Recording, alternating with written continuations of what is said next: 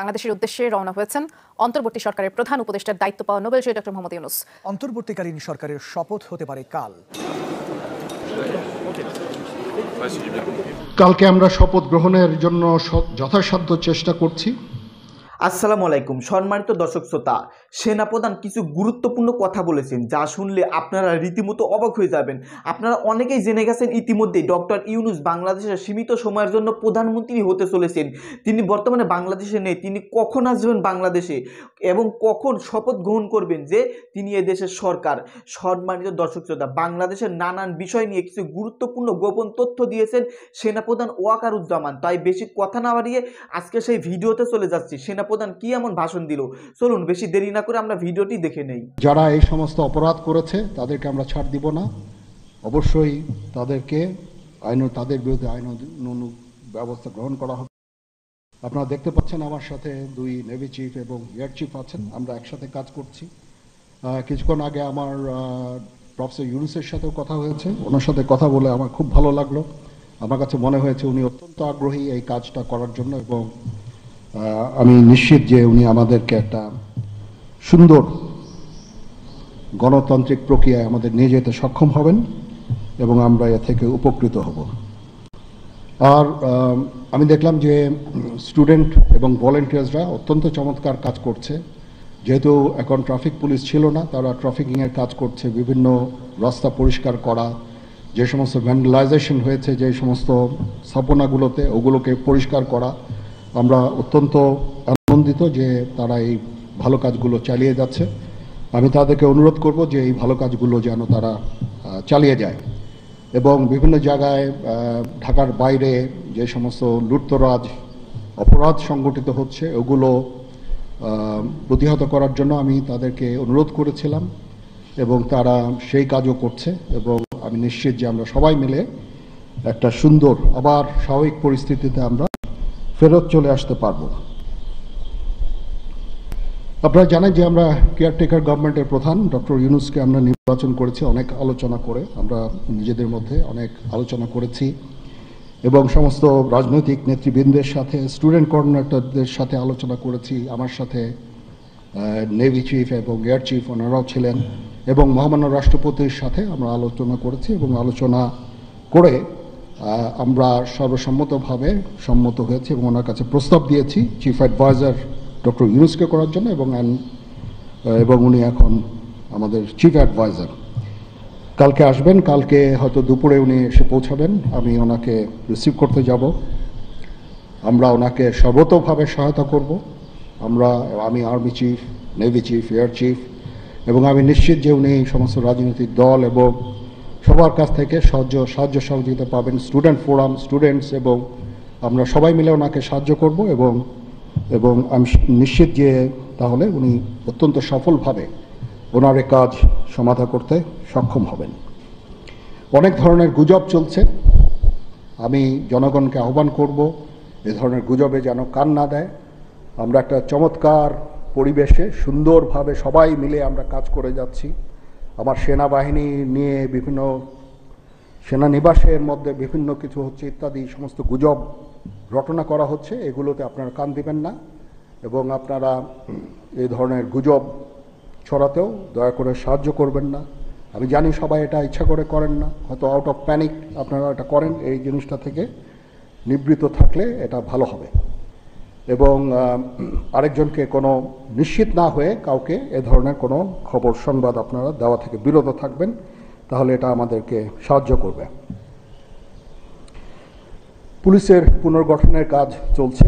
এখন পুলিশ প্রধান একজন নিয়োগ দেওয়া হয়েছে। আমি নিশ্চিত যে পুলিশের মনোবল আবার ফেরত আসবে এবং পুলিশ একটা প্রফেশনাল ফোর্স হিসাবে ভালোভাবে তাদের দায়িত্ব পালন করতে সক্ষম হবে।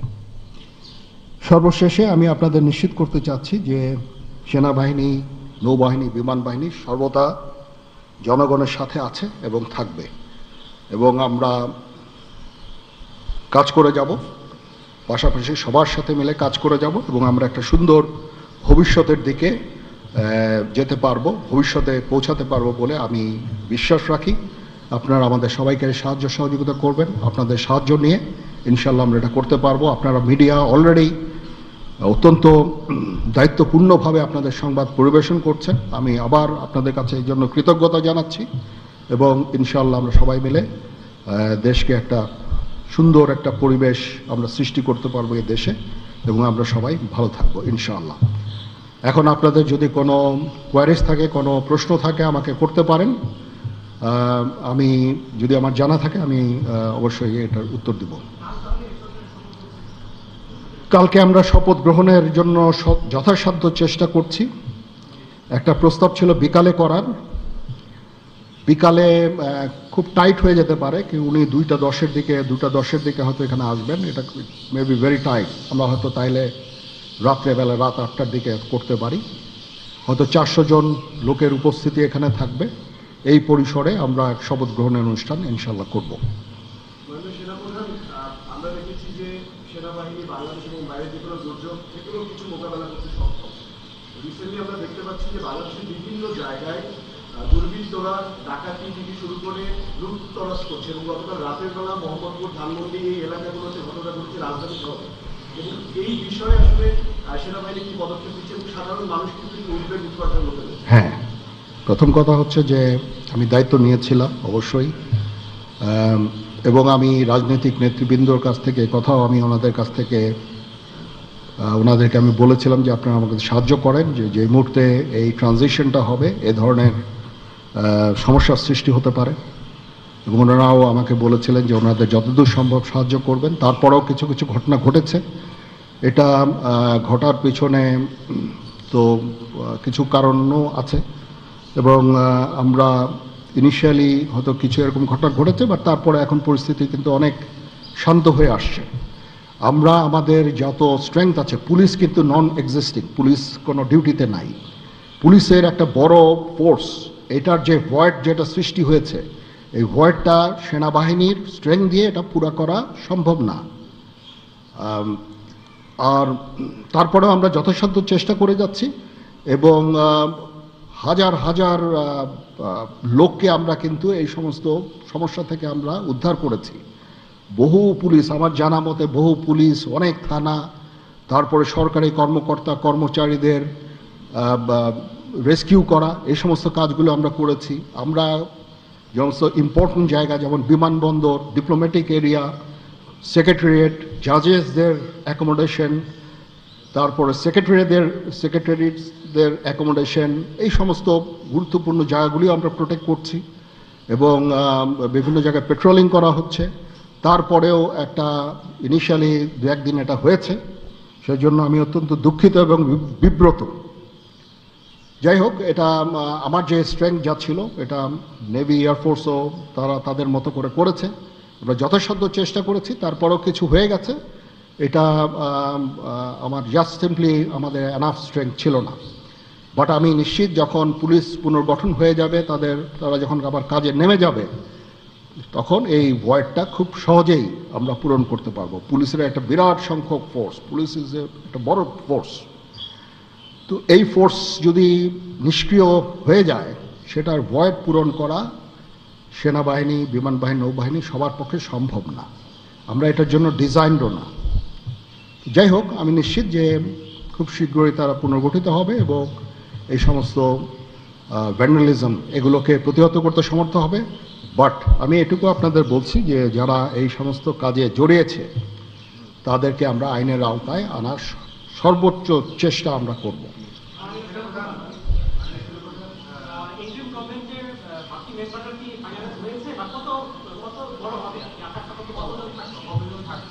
আমার ধারণা আপাতত 15 জন হতে পারে, তারপরেও 2-1 জন আপ অ্যান্ড ডাউন এটা করতে পারে, এটা এরকম একটা সংখ্যক এবং মোটামুটি একটা দাঁড়িয়ে যাচ্ছে। যেহেতু এটা ফর্মালি প্রকাশ করা হয়নি, এটা নিয়ে আমি আর আপনাদের সাথে কথা বলতে চাচ্ছি না। জি,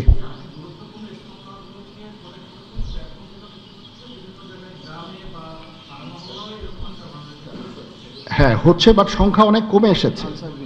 1-2 দিন প্রথম 1-2 দিনে যেটা হয়েছে, সংখ্যা অনেক কমে এসেছে। আমরা আনসার ভিডিপিকেও কাজে লাগিয়েছি এবং আমি তো বললাম যে ছাত্ররাও আমাদের সাহায্য করছে। বিভিন্ন গ্রামে গঞ্জে তারা এই কাজগুলো মাধ্যমে, তাদের উপস্থিতির মাধ্যমে আমাদের সাহায্য করছে এবং এবং বিএনসিসিকেও আমরা এটাতে করতে আমরা হয়তো এমপ্লয় করব এই কাজে। আমি আমার যত ফোর্স আছে মিলিটারি সব অল ডিপ্লয়েড, এবং তারা তাদের সাধ্যমতো এই কাজে নিয়োজিত।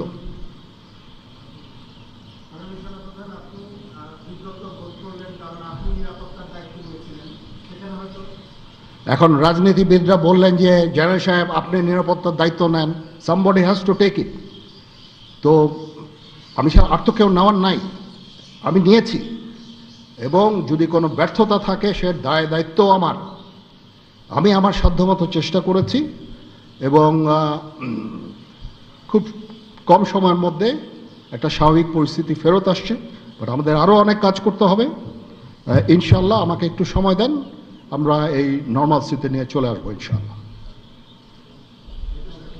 ওকে, সবাই ভালো থাকেন। সম্মানিত দর্শক শ্রোতা, আপনারা বিস্তারিত ভিডিওতে দেখতে পারলেন সেনাপ্রধান ওয়াকারুজ্জামান তিনি কি ভাষণ দিলেন এ দেশের জনগণকে উদ্দেশ্য নিয়ে, জাতিকে উদ্দেশ্য নিয়ে।